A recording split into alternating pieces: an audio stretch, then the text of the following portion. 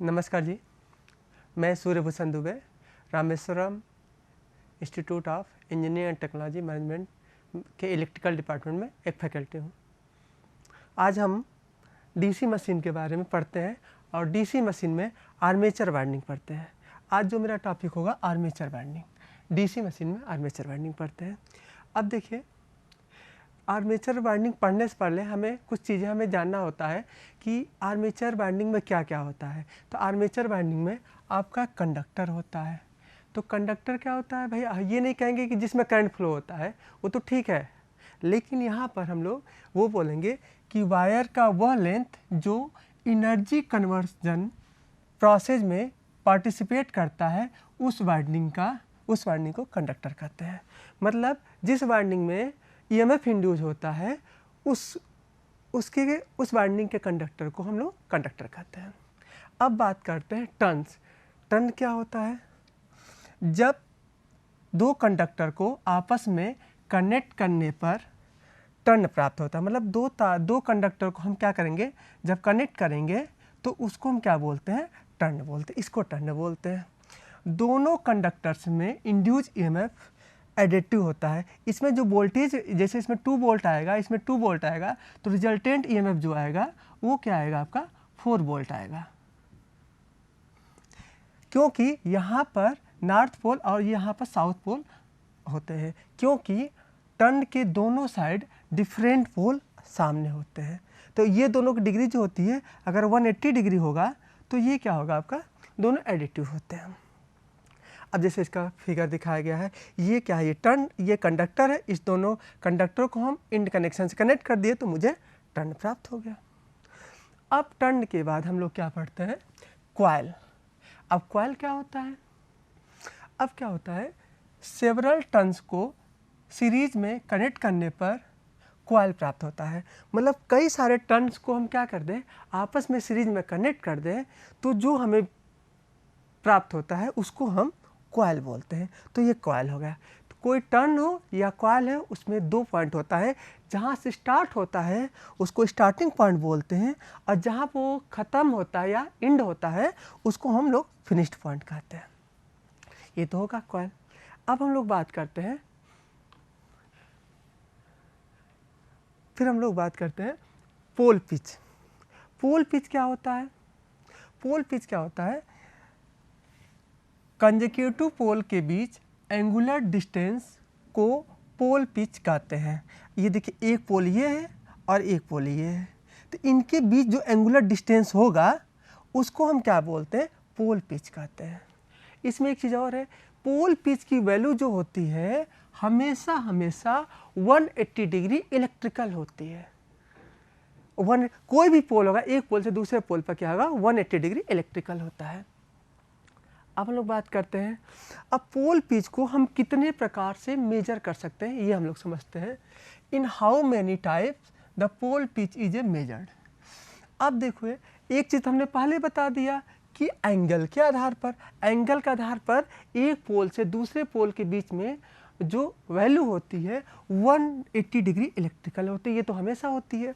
दूसरा क्या सकते हैं, नंबर ऑफ स्लॉट के आधार पर, मतलब एक पोल से दूसरे पोल के बीच में कितने स्लॉट हैं उनकी संख्या के अनुसार भी हम इसको क्या कर सकते हैं, स्लॉट को मेजर कर सकते हैं। इसका फॉर्मूला हो जाएगा टोटल नंबर ऑफ स्लॉट अब पर पोल।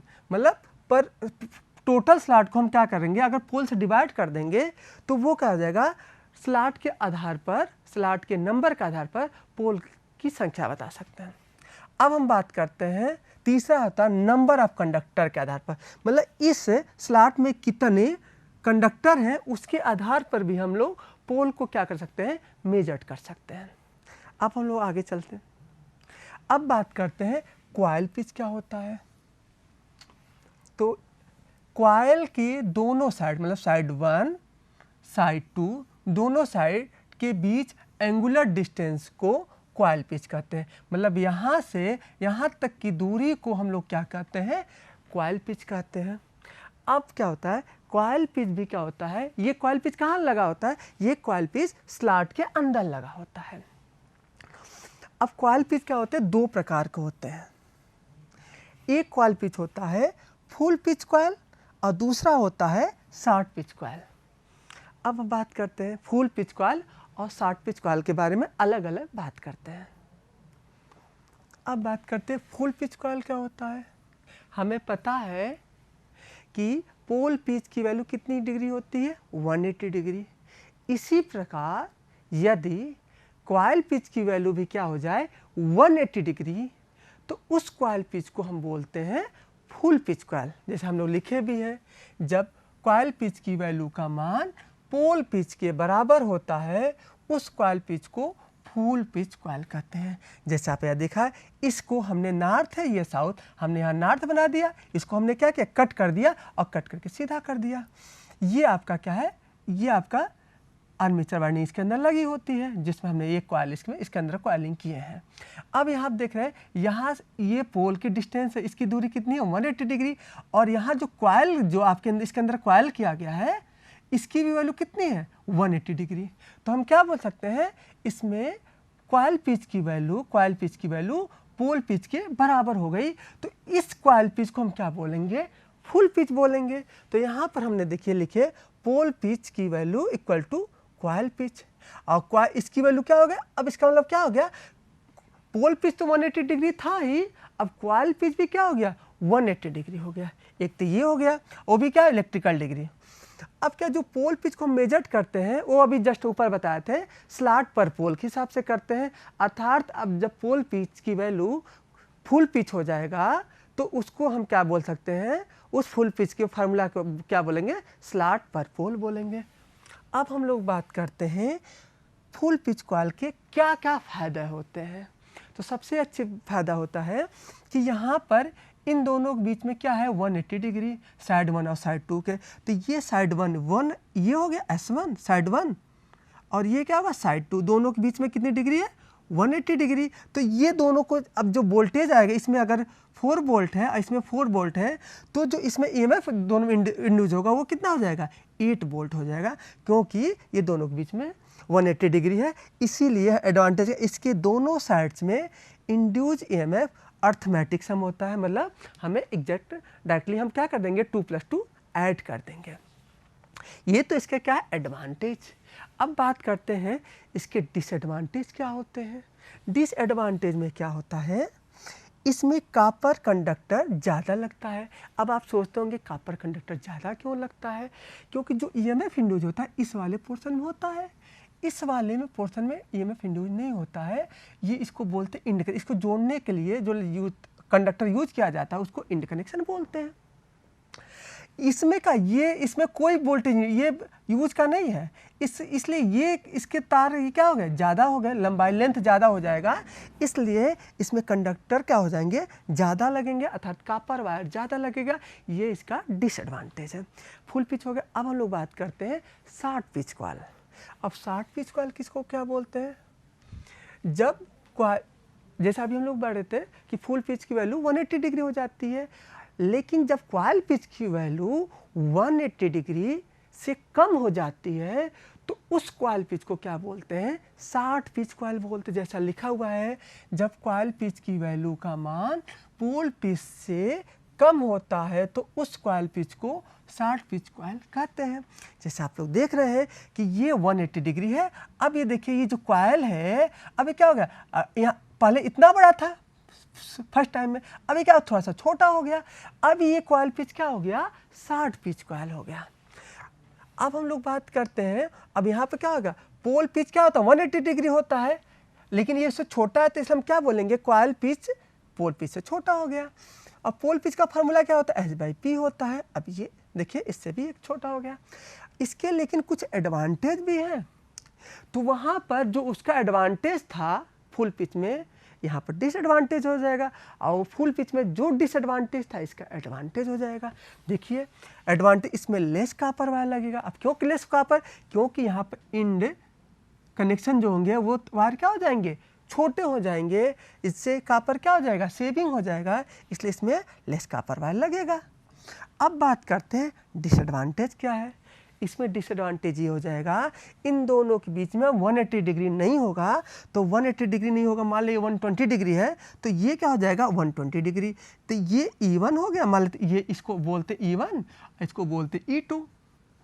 अब यहाँ पर जो रिजल्टेंट EMF होगा वो क्या होगा, अब वो पहले अर्थमेटिक सम था, अब अर्थमेटिक सम नहीं होगा, तो इसमें जो वोल्टेज आएगा वो क्या हो जाएगा, कम हो जाएगा। वही लिखे, इसमें लेस इंड्यूस EMF पैदा होता है, और वहाँ पर एडिटिव हो तो वहाँ पर ज़्यादा होगा, यहाँ पर कम होगा। ये इसके डिसएडवांटेज है। अब हम लोग बात करते हैं कि डीसी मशीन में कौन सी कॉइल पिचिंग करेंगे, फुल पिच करेंगे कि शॉर्ट पिच करेंगे, बात करते हैं। जनरली क्या होता है कि डीसी मशीन में हमेशा फुल पिच कॉइल किया जाता है, लेकिन कभी मजबूरी हो जाती है जहाँ आप मुझे शॉर्ट पिचिंग कॉइल करते हैं। जैसे देखते हैं, डीसी मशीन में जनरली फुल पिच कॉइल का प्रयोग किया जाता है क्योंकि इसमें मैक्सिमम EMF पैदा होता है। ये तो डीसी मशीन की बात हो गई। जब आप अगर एसी मशीन की बात करें, जैसे सिंक्रोनस मशीन, इंडक्शन मशीन में, वहाँ पर शॉर्ट पिचिंग की जाती है, उसके वहाँ पर कुछ एडवांटेज होते हैं, इसलिए वहाँ पर किया जाता है। लेकिन यहाँ पर डीसी मशीन में जनरली हमेशा कोशिश किया जाता है कि हम फुल पिचिंग कॉइल करें। अब देखो भाई क्या है, कब हम शॉर्ट पिचिंग करेंगे, लेकिन जब मशीन में S/P स्लॉट पर पोल, मतलब नंबर सभी स्लॉट को अगर पोल से डिवाइड कर दें, अगर इसकी वैल्यू क्या होल नंबर में आएगा तो हम क्या करेंगे, फुल पिच करेंगे, वो बन जाएगा। लेकिन इसकी वैल्यू क्या आ जाए, डेसिमल में आ जाए, होल नंबर में नहीं आएगा, तो वो आपका क्या हो जाएगा, फुल पिच नहीं हो पाएगा। तो मेरी मजबूरी होगी कि मुझे शॉर्ट पिचिंग कॉइल करना होगा। जैसे देखिए, स्लॉट पोल का मान होल नंबर नहीं होता है, तब शॉर्ट पिच कॉइल का प्रयोग किया जाता है। एक हम इस चीज़ को न्यूमेरिकल से भी दे सकते हैं। एक न्यूमेरिकल ये है, the armature of DC generator has the 10 slot, calculate the coil pitch for 2 pole winding and 4 pole winding. मान लेते कोई एक मशीन है जिसमें टोटल नंबर स्लॉट क्या है, 10 है। अगर हमें क्या करना है, 2 पोल वाइंडिंग और 4 पोल वाइंडिंग करनी है, तो इसमें शॉर्ट पिच होगा कि फुल पिच होगा, इसको हम लोग देखते हैं। अब देखिए क्या है, पोल पिच का फार्मूला हमने क्या बताया था, स्लॉट पर पोल, तो 10/2 कर सकते हैं, मतलब पोल पिच की वैल्यू 5 आ गया। अब यहाँ पर हम कॉइल पिच की वैल्यू 5 रख सकते हैं। तो यहाँ पर इस कंडीशन में हम मशीन को फुल पिच कॉइल करेंगे। लेकिन यदि यही मशीन स्लॉट को हम क्या कर दें, 4 पोल का बना दें, अब जब पोल पिच निकालेंगे वो क्या आ जाएगा, डेसिमल में आ जाएगा। अब हम डेसिमल में भाई 2 स्लॉट होते हैं, 3 स्लॉट होते हैं, 2.5 स्लॉट तो होता नहीं है, तो मेरी मजबूरी हो जाएगी, उसको मुझे शॉर्ट पिचिंग करनी है। तो अब कॉइल पिच की वैल्यू क्या करेंगे, 3 करेंगे।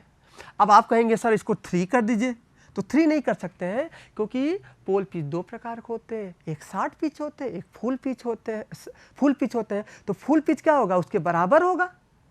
हमने ज़्यादा वाला पिच तो पढ़ा नहीं है, तो ज़्यादा बराबर हो सकते हैं, कम हो सकते हैं, तो कॉइल पिच इससे ज़्यादा नहीं हो सकता है, इसलिए इसको 3 नहीं कर सकते हैं। तो यहाँ मजबूरी है, मुझे शॉर्ट पिचिंग कॉइल करना पड़ेगा।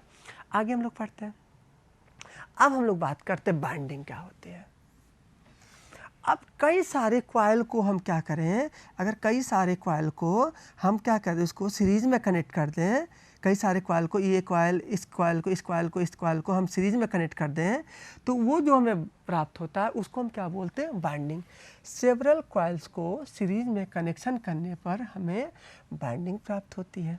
अब क्या होती है बाइंडिंग, वैसे अगर बहुत ब्रॉड में बोला जाए तो उसके मैग्नेटिक एक्सिस के अनुसार इसको 2 पार्ट में डिवाइड किया गया है। जैसा लिखा है, बाइंडिंग को मैग्नेटिक एक्सिस के अनुसार इसे 2 पार्ट में डिवाइड किया गया है।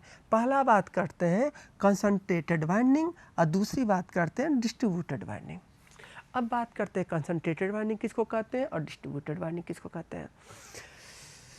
कंसंट्रेटेड बाइंडिंग, जिस बाइंडिंग के सभी टर्न्स के मैग्नेटिक फील्ड का एक्सिस सेम होता है, उस बाइंडिंग को कंसंट्रेटेड बाइंडिंग कहते हैं। जैसे यहाँ आप देख रहे हैं, इसका सभी का ये प्राइमरी बाइंडिंग है, सबका जो फील्ड होगा वो क्या होगा, जैसे करंट अगर ऐसे जा रही है मान लेते हैं, तो इसका फील्ड अगर ऐसे देखेंगे तो इसका फील्ड ऊपर, तो इस सभी का, इस सारे टर्न्स के जो मैग्नेटिक एक्सिस क्या है, सेम है, तो इस वाइंडिंग को क्या बोलेंगे, कंसंट्रेटेड वाइंडिंग। ये कहाँ क्या किया जाता है, ट्रांसफार्मर में किया जाता है, डीसी मशीन की फील्ड वाइंडिंग में की जाती है। डीसी मशीन के फील्ड जो ये होता है इस पर जो की जाती है वो कॉन्सेंट्रेटेड वाइंडिंग होती है। इसी तरह सिंक्रोनस मशीन के फील्ड वाइंडिंग पर की जाती है। ये तो हो गया कॉन्सेंट्रेटेड वाइंडिंग। बात करते हैं डिस्ट्रीब्यूटेड वाइंडिंग। अब डिस्ट्रीब्यूटेड वाइंडिंग क्या होती है? जिस वाइंडिंग के टर्न्स के साइड को स्लॉट में पेरीफेरी रूप में फैले होते हैं और टर्न की मैग्नेटिक फील्ड एक्सिस अलग अलग होती है, उस वाइंडिंग को डिस्ट्रीब्यूटेड वाइंडिंग कहते हैं। जैसे आपने देखा ये इंडक्शन मोटर में स्टेटर होता है, तो यहाँ पर ये क्या हो गया, ये इस यहाँ फैल, ये इसका एक ऐसा बनता है, फिर ये यहाँ पर चला गया, फिर ये यहाँ चला गया। तो इस तरह से आपने देख रहे हैं कि ये क्या है, ये इसका अलग, इसका एक्सिस इधर है, इसका एक्सिस इधर है, इसका एक्सिस अलग है। ये जैसे हमने R/B मतलब 3 फेज ले लिए हैं, 3 फेज वाइंडिंग होती है स्टेटर में, वैसे हमने एक फेज को हमने एक वाइंडिंग को पकड़ा, तो तीनों में जो कॉइल है उनकी मैग्नेटिक फील्ड एक्सिस क्या है, अलग अलग है। तो इस वाइंडिंग को क्या बोलेंगे, डिस्ट्रीब्यूटेड वाइंडिंग बोलते हैं। अब डिस्ट्रीब्यूटेड वाइंडिंग कहाँ पे यूज किया जाता है, इसकी हम लोग बात करते हैं। तो ये डीसी मशीन के आर्मेचर वाइंडिंग में और इंडक्शन मोटर के स्टेटर वाइंडिंग में की जाती है, सिंक्रोनस मशीन के भी स्टेटर वाइंडिंग में की जाती है। अब हम लोग आगे चलते हैं। अब क्या होता है, आर्मेचर वाइंडिंग की बात करते हैं। आर्मेचर वाइंडिंग क्या होती है? आर्मेचर वाइंडिंग के अनुसार वाइंडिंग को 2 पार्ट में डिवाइड किया गया। ये आर्मेचर वाइंडिंग हो गई, एक हो गया, इसको 2 भाग में फिर डिवाइड किया गया है, close winding and open winding.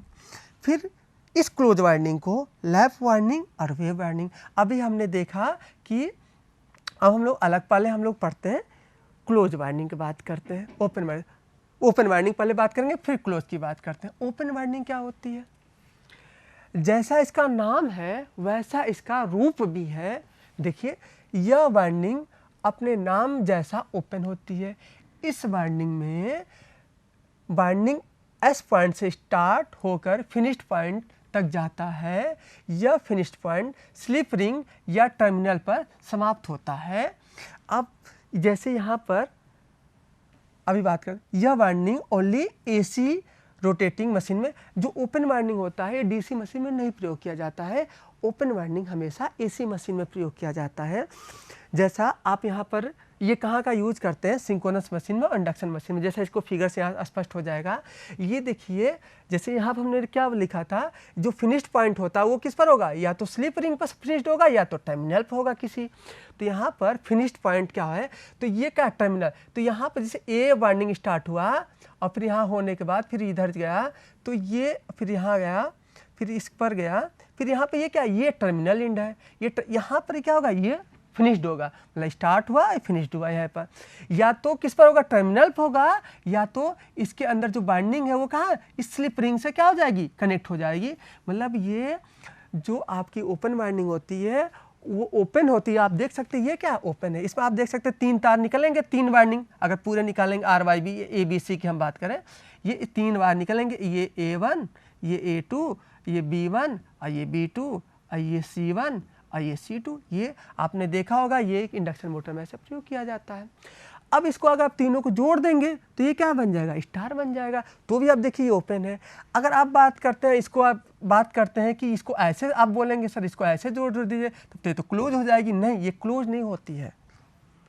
आप इसको स्टार में जोड़िए या डेल्टा में जोड़िए, ये क्लोज नहीं होती है, क्योंकि क्लोज वाइंडिंग को कभी भी रिकन्फिग्रेशन नहीं कर सकते हैं। मतलब आप जिसमें एक बार कनेक्ट कर देंगे वो कनेक्ट हो जाएगा, उसको री ओपन कनेक्ट मतलब एक बार रिकन्फिग्रेशन नहीं कर सकते कि उसको क्लोज करें फिर ओपन करें। अब बात करते हैं, इस प्रकार स्टार हो या डेल्टा हो, दोनों वाइंडिंग ओपन वाइंडिंग होती है। अब बात करते हैं नेक्स्ट, क्लोज वाइंडिंग क्या होती है।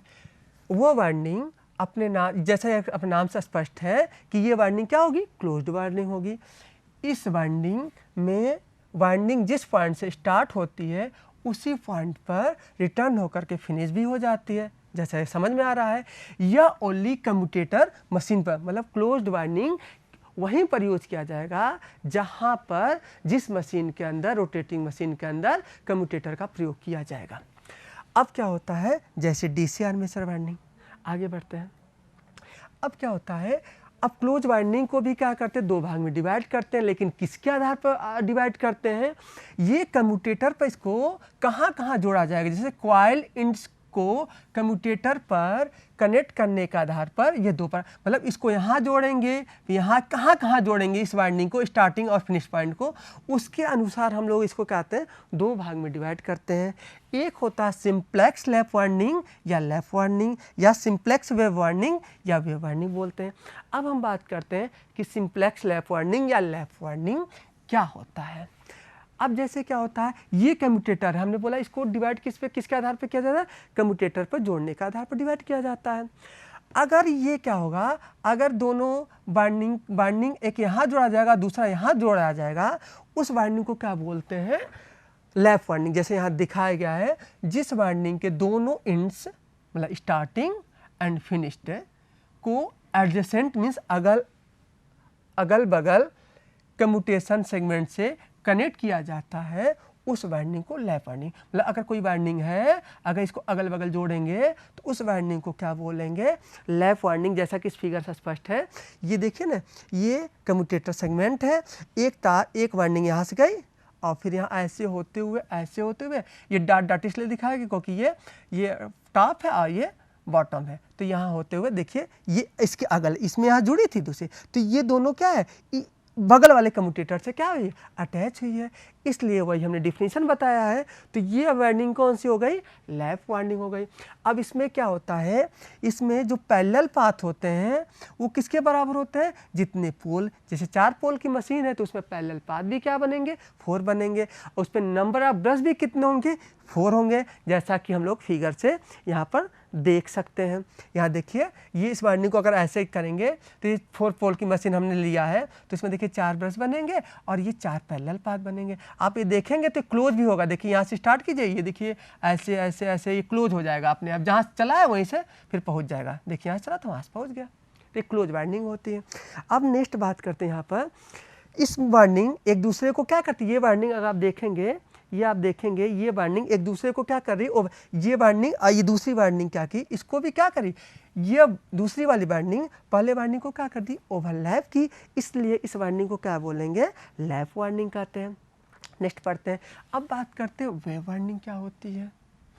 जिस वाइंडिंग के दोनों एंड्स मतलब स्टार्टिंग और फिनिश्ड को कम्यूटेटर सेगमेंट के अपोजिट कनेक्ट किया जाए, मतलब एक सेगमेंट अगर यहाँ इस कोई वाइंडिंग है, मान लेते हैं इस तरह कोई वाइंडिंग है, इस वाइंडिंग अगर स्टार्टिंग पॉइंट को यहाँ जोड़ेंगे तो फिनिश पॉइंट को कहाँ जोड़ेंगे, इसके पीछे जोड़ेंगे, तो इस तरह के वाइंडिंग को क्या बोलते हैं, वेव वाइंडिंग कहते हैं। अब क्या होता है, इसमें जो पैरेलल पाथ होते हैं वो कितने होते हैं, 2 होते हैं, उसमें कितने होते थे, पोल के बराबर होते थे। अब बात करते हैं इसमें ब्रश कितने होते हैं, इसमें भी वो 2 होंगे।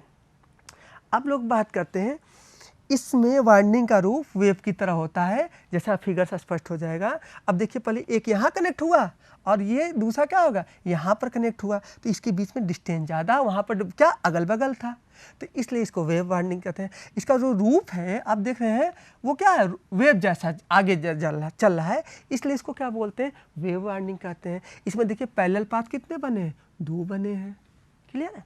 अब हम लोग बात करते हैं नेक्स्ट, फ्रंट पिच क्या होता है, बैक पिच क्या होता है। सेम कम्यूटेशन सेगमेंट से कनेक्टेड 2 कॉइल साइड के बीच डिस्टेंस को फ्रंट पिच कहते हैं। मतलब देखिए, इसी कम्यूटेटर से ये भी कनेक्ट है और ये भी कनेक्ट है, तो इन दोनों के बीच जो डिस्टेंस होगा वो क्या बोलेंगे, फ्रंट पिच। ये तो लैप था, इसलिए यहाँ पर देखिए ये इसी कम्यूटेटर से 2 तार कनेक्ट है, एक ये कनेक्ट है और एक ये कॉइल कनेक्ट है, तो इसको फ्रंट पिच बोलते हैं। अब हम लोग बात करते हैं, फ्रंट पिच तो हो गया, अब हम लोग बात करते हैं बैक पिच की बात करते हैं कि बैक पिच क्या होती है। किसी कॉइल के टॉप और बॉटम साइड के बीच डिस्टेंस को बैक पिच कहते हैं। जैसे ये कॉइल यहाँ है, ये टॉप है और ये क्या है, ये बॉटम है, तो ये यहाँ पर, तो इसके जो बीच होगा, मतलब इसके और इसके बीच डिस्टेंस होगा वो क्या होगा, बैक पिच होगा। मतलब एक टॉप पर जाएगा और दूसरा बॉटम पर। इसी तरह अगर यहाँ से स्टार्ट होगा तो एक कॉइल, किसी भी कॉइल हो, कोई भी कॉइल हो, तो जो उसका पहला एंड होगा अगर फ्रंट होगा, टॉप होगा, दूसरा क्या हो जाएगा, बॉटम होगा। तो ये टॉप है तो दूसरा क्या होगा, बॉटम। तो इन दोनों के बीच का जो डिस्टेंस होगा, इसके और इसके बीच का जो डिस्टेंस होगा, तो वो क्या हो जाएगा आपका बैक पिच हो जाएगा, जैसा हम लोग समझे हैं। तो ये हो गया आपका बैक पिच। अब इसके अलावा क्या होता है, एक रिजल्टेंट पिच होता है। भाई रिजल्टेंट पिच जैसा इसका नाम से स्पष्ट है कि दोनों पिच का क्या हो, एल्जेब्रिक सम हो, उसको क्या बोलते हैं, रिजल्टेंट पिच। लेकिन इसका डिफिनीशन क्या होता है उसको हम लोग समझते हैं। दो कंजिक्यूटिव और सिमिलर टॉप हो या बॉटम हो कॉइल साइड के बीच डिस्टेंस को रिजल्टेंट पिच कहते हैं। जैसे ये यहाँ से स्टार्ट हुआ, ये इसी तरह सिमिलर कहाँ गया, अगर हम बात करें इसका सिमिलर ऐसे जाएगा, सेम चीज़ ये देखिए जो यहाँ स्टार्ट है, तो इन दोनों के बीच को डिस्टेंस दोनों सिमिलर है, या दोनों क्या हो जाएंगे, इस ये भी अगर ये भी क्या है, दोनों बॉटम है और ये भी बॉटम है, तो इसको भी हम क्या बोल सकते हैं, आपका रिजल्टेंट पिच बोल सकते हैं, इसको भी बोल सकते हैं। इसी तरह अगर आप देखिए सेम एक यहाँ से स्टार्ट हुआ और दूसरा कॉइल यहाँ से स्टार्ट हुआ, तो ये भी क्या हो जाएगा, आपका रिजल्टेंट पिच हो जाएगा, ये पूरा पूरा, तो यहाँ से यहाँ तक। तो ये क्या होता है, अगर आप यहाँ देखेंगे तो यहाँ पर लैप वार्निंग में रिजल्टेंट पिच क्या होगा, दोनों का ये आपका क्या रिजल्टेंट पिच, रिजल्टेंट पिच क्या है, ये पूरा क्या था बैक पिच है, ये क्या फ्रंट पिच, इसमें से हटा देंगे तो ये क्या मिलेगा, रिजल्टेंट पिच मिलेगा। तो इसमें क्या हो रहा है, दोनों का डिफरेंस हो रहा है, और इसमें क्या हो रहा है, रिजल्टेंट पिच इसका और इसका क्या हो रहा है, सम हो रहा है, इसलिए क्या हो जाएगा आपका, तो इसमें क्या हो रहा है, इसलिए हमने क्या बोला एल्जेब्रिक सम, तो इसमें रिजल्टेंट पिच क्या हो जाएगा, YB प्लस YF हो जाएगा, और इसमें जो हो जाएगा आपका रिजल्टेंट YB माइनस YF हो जाएगा। जैसे हम लोग इसको नेक्स्ट लिखते हैं कि रिजल्टेंट पिच इक्वल टू क्या आ जाएगा, front pitch plus back pitch, ये वेव के लिए होगा, और लैप के लिए जाएगा front pitch minus back pitch. तो ये चीज़ें हुई। अब हम लोग बात करते हैं कि कम्यूटेटर पिच क्या होता है। अब क्या होता है, किसी कॉइल एंड्स S और F के बीच कम्यूटेटर सेगमेंट की संख्या को कम्यूटेटर पिच कहते हैं। अब एक कॉइल लिए, ये यहाँ से स्टार्ट हुआ और ये कहाँ ख़त्म हुआ, आकर यहाँ हुआ फिनिश पर, तो इन दोनों के बीच में संख्या क्या है, 1 है, तो इन दोनों की संख्या, इसी को हम क्या बोलते हैं, कम्यूटेटर पिच। और यहाँ पर अगर देखेंगे तो यहाँ पर यही कॉइल में एक यहाँ S से स्टार्ट हुआ, दूसरा यहाँ फिनिश पर हुआ, तो इन दोनों के बीच में क्या है, इसको हम बोलते हैं कम्यूटेटर पिच।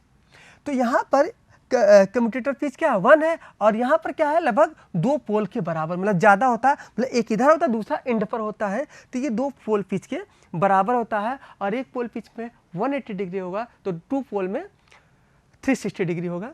तो हम लोग इसको यहाँ बात करते हैं, यहाँ पर हम लोग लिखे भी हैं कि इसके लिए लैब के लिए क्या हो जाएगा, कम्यूटेटर पिच 1 होगा, और इसके लिए 2 पोल पिच होगा जो 360 डिग्री होगा, जैसे दिख भी रहा है। अब हम लोग बात करते हैं कि इन दोनों में हम लोग कंपैरिजन करते हैं, कौन कहाँ पर यूज किया जाएगा। अब देखिए पहले डिफिनीशन देखते हैं। जैसे ये अगल बगल कनेक्ट किया जाता है, इसमें क्या किया जाता है, इसका रूप वेव फॉर्म में होता है। कनेक्शन कैसा होता है, the end of the armature coil is a connected and adjacent, मतलब इसको अगल बगल जो एडजेसेंट कॉइल में किया जाता है, और इसमें क्या है, the end of armature coil is a connected the commutator segment some distance, मतलब कुछ दूरी पर या अपोजिट किया जाता है।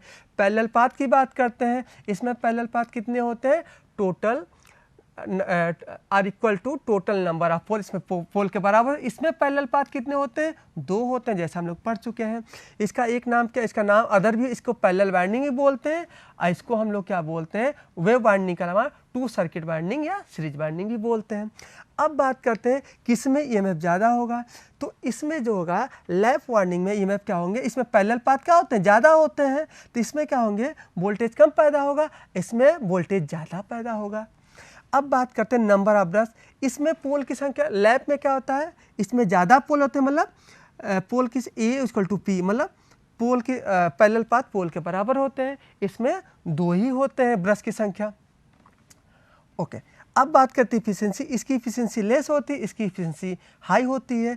इसकी इफिशिएंसी हाई लेस क्यों होती है, इसमें जो आपका वायर कंडक्टर कॉपर वायर होता है, इसमें ज़्यादा लगता है, इसमें कम होता है, इसलिए इसमें लॉसेज ज़्यादा होते हैं, इसलिए इसकी इफिशिएंसी लेस होती है, इसकी इफिशिएंसी ज़्यादा होती है। अब इसमें क्या होता है, कुछ एडिशनल कॉइल भी लगा जाते हैं। इसमें पैरेलल पाथ ज़्यादा होने के लिए, इसमें पैरेलल पाथ ज़्यादा होता है, इसलिए इसमें ईएमएफ अलग अलग होता है, इसलिए इसमें इक्विलाइजर रिंग की आवश्यकता पड़ती है। इसमें डमी कॉइल की, क्योंकि इसमें कुछ स्लॉट खाली हो जाते हैं, इसलिए इसमें क्या करते हैं, डमी कॉइल का यूज करते हैं। अब इसमें वाइंडिंग का, इसका वाइंडिंग कास्ट हाई होता है, इसका लो होता है। अब एक मेन क्या होता है, इसमें जो करेंट क्या होती है, पैरेलल पाथ ज़्यादा होता है इसलिए करंट ज़्यादा, इसलिए इसमें करंट ज़्यादा बहता है और वोल्टेज कम होता है, और इसमें वोल्टेज हाई होता है और करंट कम होता है क्योंकि इसमें सीरीज में ज़्यादा कनेक्ट होता है। तो ये यहाँ पर इसको प्रयोग करते हैं। तो आज के लिए इतना रखते हैं और धन्यवाद आप लोगों के लिए।